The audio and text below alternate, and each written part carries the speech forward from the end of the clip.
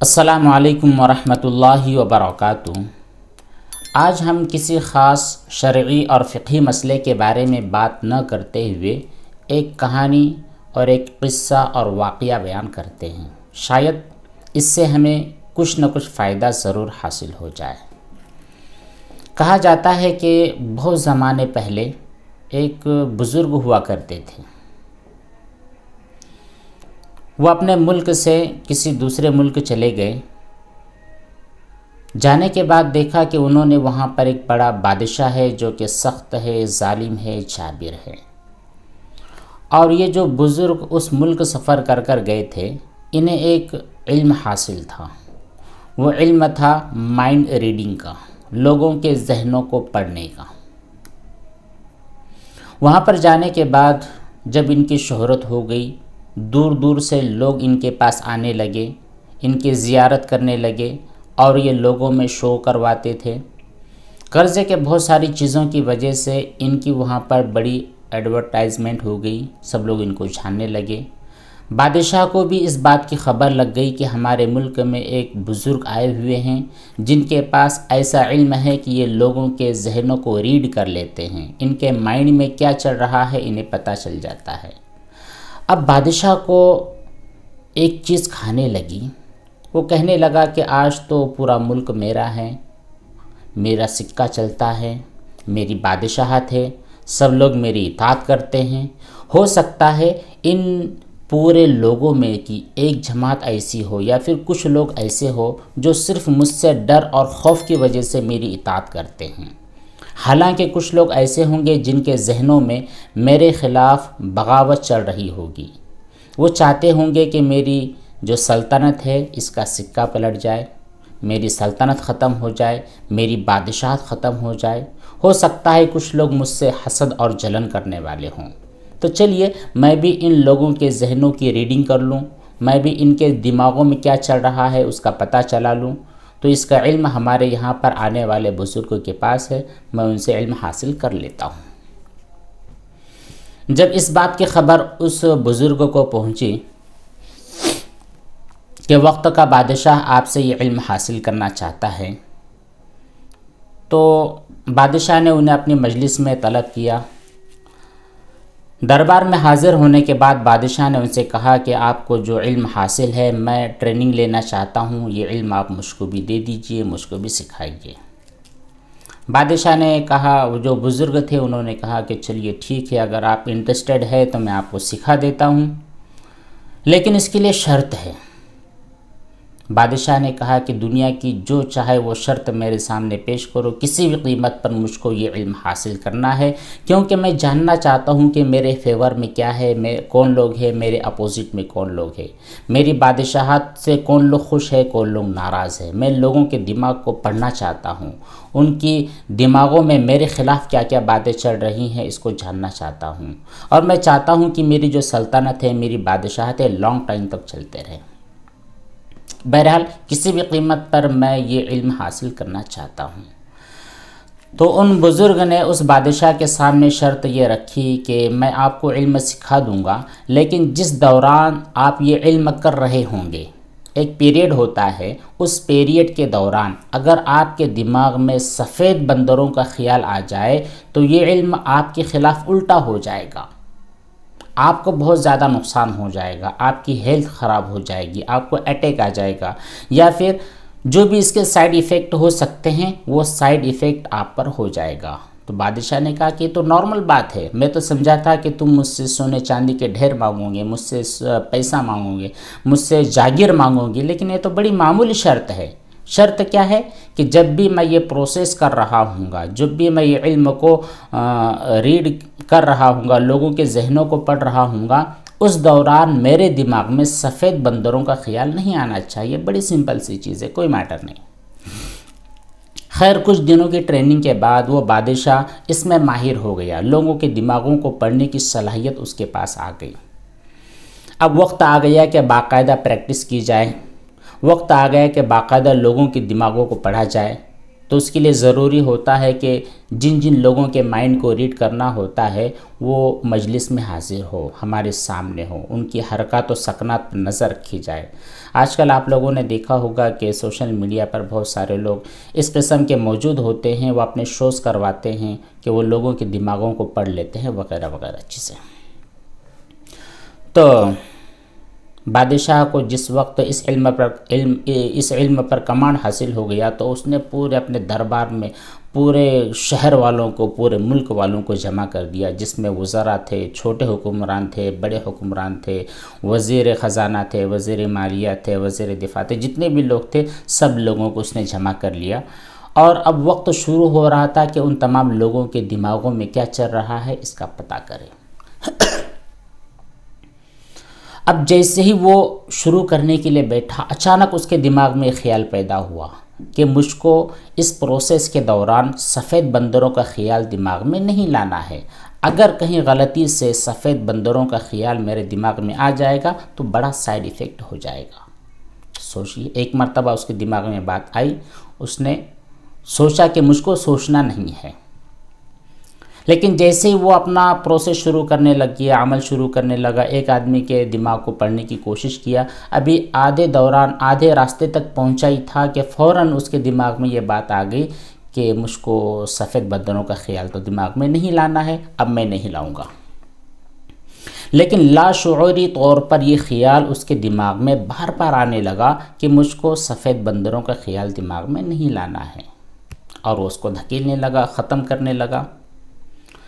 ایک وقت ایسا آیا کہ وہ اپنے آپ کو بے بس سمجھنے لگا، لاچار اور مجبور سمجھنے لگا، اور اس نے یہ ٹھان لیا کہ نہیں، میں یہ کام کر ہی نہیں سکتا، میرے دماغ میں سفید بندروں کا خیال آ ہی رہا ہے۔ ایک واقعہ ہوا۔ اب یہ واقعہ قصہ اور کہانی ہی ہے، اس کا حقیقت کے ساتھ کوئی تعلق ہے یا نہیں، اس کے انتہا تک پہنچنے کی کوشش بھی نہ کریں، ورنہ آپ لوگ سوال کرنے لگو گے کہ یہ بادشاہ کس ملک کا تھا، ان بزرگ کا نام بھی بتلا دیجئے، کیا یہ مائنڈ ریڈنگ صحیح ہے، صحیح نہیں ہے، الگ بات ہے۔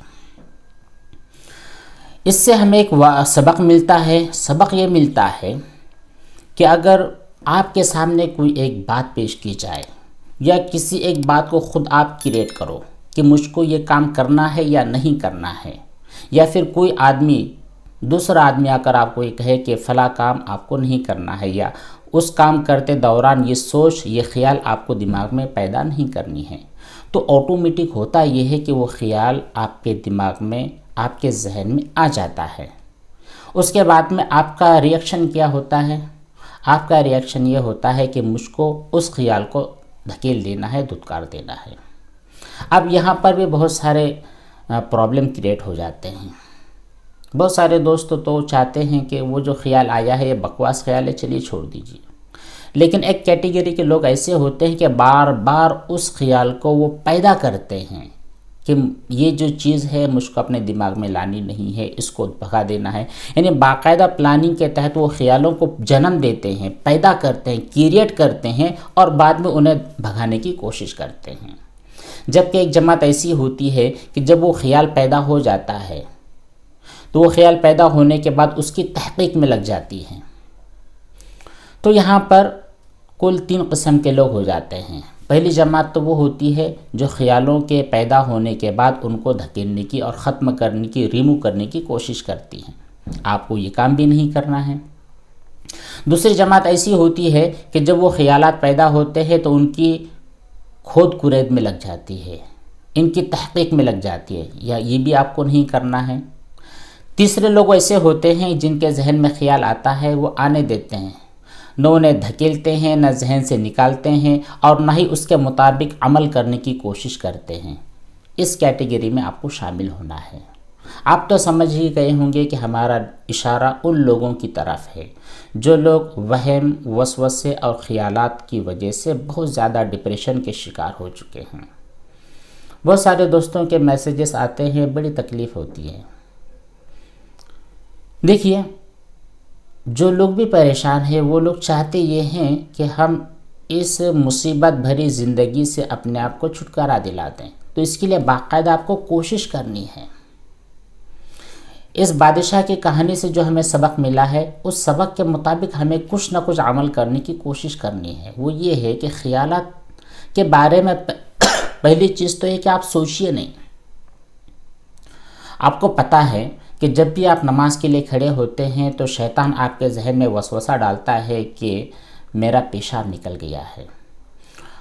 اگر آپ نماز کے دوران تکبیر تحریمہ آپ نے کہی، قرأت میں بالکل کھڑے ہوئے اطمینان سے آپ کی قرأت چل رہی ہے، یا پھر امام صاحب کے پیچھے آپ کھڑے ہیں، تو آپ سوالات کو کریٹ کرتے ہو، کہ کہیں میرا پیشاب تو نہیں نکل گیا۔ یہ کریٹر آپ کو بننا نہیں ہے، کوئی ضرورت ہی نہیں ہے، کیونکہ شیطان نے پہلے سے آپ کے دماغ میں کہیں نہ کہیں یہ وسوسہ ڈال رکھا ہے کہ آپ کو پیشاب کا قطرہ نکلنے کا پرابلم ہے، آپ بیمار ہو، آپ مریض ہو۔ حقیقت میں آپ مریض نہیں ہے، لیکن شیطان نے آپ کو وسوسے میں ڈال دیا ہے۔ اب یہ میں کیسے کہہ رہا ہوں؟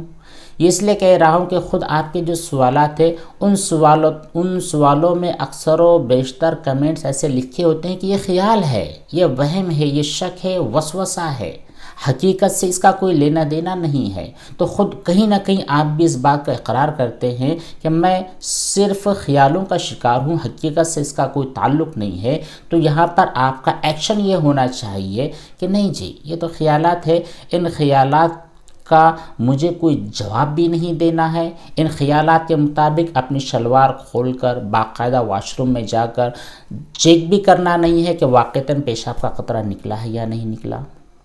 ہاں، جو لوگ حقیقت میں معذور ہوتے ہیں ان کا مسئلہ ذرا الگ ہوتا ہے، جو بیمار ہوتے ہیں ان کا مسئلہ الگ ہوتا ہے، لیکن یہ جو شک اور شبہ ہوتا ہے ان لوگوں کا مسئلہ ذرا الگ ہوتا ہے۔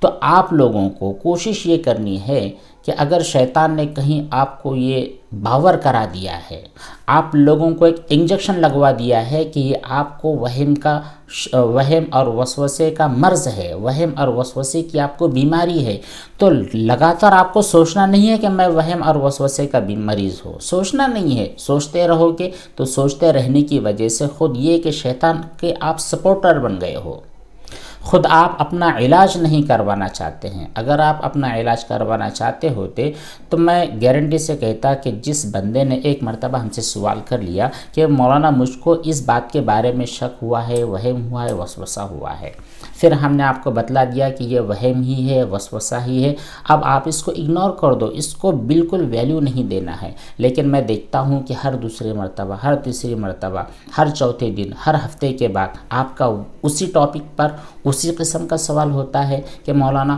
جو 1 مہینے پہلے مجھ کو وسوسہ تھا اسی کے بارے میں اور ایک وسوسہ ہے۔ تو اگر ہم اپنا علاج کروا رہے ہوتے تو اسی دھن کے اندر نہیں رہتے، کہیں نہ کہیں باہر نکل گئے ہوتے۔ اور بہت سارے لوگوں کو ان لوگوں نے کہا بھی میسیجز انہوں نے کیا ہے کہ مولانا بہت ساری چیزوں کے بارے میں جیسے آپ نے کہا تھا ہم نے عمل کرنے کی کوشش کی، قرآن کریم کے جو وظائف ہے، اعوذ باللہ من الشیطان الرجیم ہے، اور نبی کریم صلی اللہ علیہ وسلم کی جو مسنون دعائیں ہیں، ان تمام چیزوں کو ہم نے اپنا لیا۔ الحمدللہ 80% ہماری بیماری بھاگ گئی ہے۔ اب شیطان ہمارے پاس آتا نہیں ہے، کیوں؟ اس کو پتہ ہے کہ یہ بندہ مجھ کو بھاؤ ہی نہیں دیتا۔ تو آپ کی غلطی ہوتی ہے کہ آپ بھاؤ دیتے ہیں، ٹھیک ہے؟ جیسے بادشاہ کو اس بزرگ نے کہا تھا کہ بندروں کا خیال آپ کو دل میں اور دماغ میں پیدا نہیں کرنا ہے، آنا نہیں چاہیے۔ اگر وہ جو بادشاہ ہے اپنے پروسیس کے دوران اس خیال کو کریٹ نہیں کرتا، یہ ہے کہ جو شروع میں ڈائریکشن اس نے دیا تھا اس ڈائریکشن کے بارے میں سوچتا ہی نہیں، تو اس کے ہزاروں دن نکل جاتے، وہ سب مائنڈ ریڈنگ کر لیتا، کوئی مسئلہ نہیں ہوتا۔ لیکن خود اس نے سوچ پیدا کی ہے کہ مجھ کو یہ اشارہ دیا گیا ہے، مجھ کو یہ حکم دیا گیا ہے، مجھ کو یہ کام کرنا ہے اور یہ کام نہیں کرنا ہے، باقاعدہ اس نے سوچا ہے، پلاننگ کی ہے، تو اس پلاننگ کے نتیجے میں وہ بندہ فیل ہو گیا۔ تو دیکھیے آپ کو فیل نہیں ہونا ہے، آپ کو آپ کی زندگی میں بڑے بڑے کام کرنے ہیں۔ یہ جو چھوٹے چھوٹے کام ہیں، یہ شک ہے، وسوسے وغیرہ وغیرہ، یہ تو بڑے معمولی کام ہے، یہ معمولی درجے کی ایک سمجھ لیجیے آپ پرابلمز ہے۔